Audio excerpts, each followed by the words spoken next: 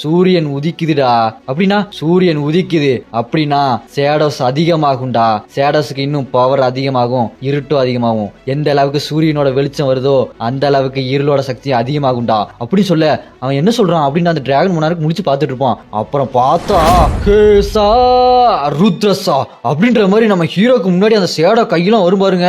பெலினோட கை, இக்ரிஸோட கை, டேங்கோட கை, கிரீடோட கை, பெருவோட கை, இந்த மாதிரி எல்லாரோட கையும் அப்படியே வரும் பாருங்க. பயங்கரமா வந்து அவனை பிடிக்க ஃப்ரேம பாருங்க, சும்மா பயங்கரமா இருக்கும். சுத்தி அந்த டிராகன் மோனார்க்க சுத்து போடும் பாருங்க எல்லாம். அந்த டிராகன் மோனார்க்கு இதை பார்த்து செம்ம கடுப்பாயிருவான். கடுப்பாயிட்டு சொல்லுவான் பாருங்க, டேய் நான் உனக்கு சாதாரண சாவு கொடுக்கணும் தானே நினைச்சேன், ஆனா நீ இந்தாட்டம் ஆடுறியா, உன்னை எந்த அளவுக்கு கொடூரமா கொல்ல போறேன்னு பாருடா. உன்னோட சாவு ரொம்ப கொடூரமா இருக்கும், இதை பாக்குற எல்லாத்துக்குமே ஒரு பாடமா இருக்கும்டா அப்படின்னு அவன் காட்டு கத்து கத்திட்டு இருக்க.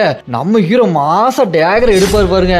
அந்த ஃப்ரேமே சும்மா வேற லெவல்ல இருக்கும். அப்படியே அந்த டிராகரை எடுத்துட்டு இருக்கும்போது அவரோட அப்பாவோட உருவம் தெரியும். அதுக்கப்புறம் பார்த்தா ஒரிஜினல் ஷேடோ மோனார்க் ஆஸ்பானோட உருவம் தெரியும். அதுக்கப்புறம் பார்த்தாதாங்க பாருங்க சும்மா நம்ம ஹீரோவோட சின்ன வயசு உருவம் தெரியும். வேற லெவல் சீன் போங்க. இந்த சீன்ல எல்லாம் சில்ற தெரிக்குது, கூஸ் பம்ப்ஸ் தான். இதுதாங்க சினிமா அப்படின்ற மாதிரி செம சீனுங்க.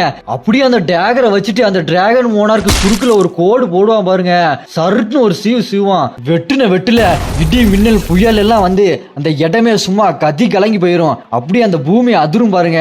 அந்த அளவுக்கு பவர்ஃபுல்லான ஸ்ட்ரைக் அது. அதை வெட்டிட்டு நம்ம ஹீரோ சொல்லுவான் பாருங்க, டேய் இப்போ உன்னோட சாவை நீ பார்த்துட்டேன்னு நினைக்கிறேன், எப்படி நல்லா இருக்கா அப்படின்னு நம்ம ஹீரோ சொல்ல அந்த டிராகன் மோனார்க்கு மூஞ்ச பாருங்களேன். என்ன யாரு கிழிச்சா, குறுக்க கோடு கிழிச்சா அப்படின்ற மாதிரி இருக்கும். அப்புறம் மனசுக்குள்ள யோசிப்பான் பாருங்க, இதை நான் எதிர்பார்க்கவே இல்லையே, எப்படி இது நடந்துச்சு, இது நடக்கிறதுக்கு வாய்ப்பே இல்லை அப்படின்னு யோசிச்சுட்டே இருக்கும்போது வானத்துல பார்த்தா ரூலர்ஸ் எல்லாருமே போர்ட்டல் வழியா வந்திருப்பானுங்க.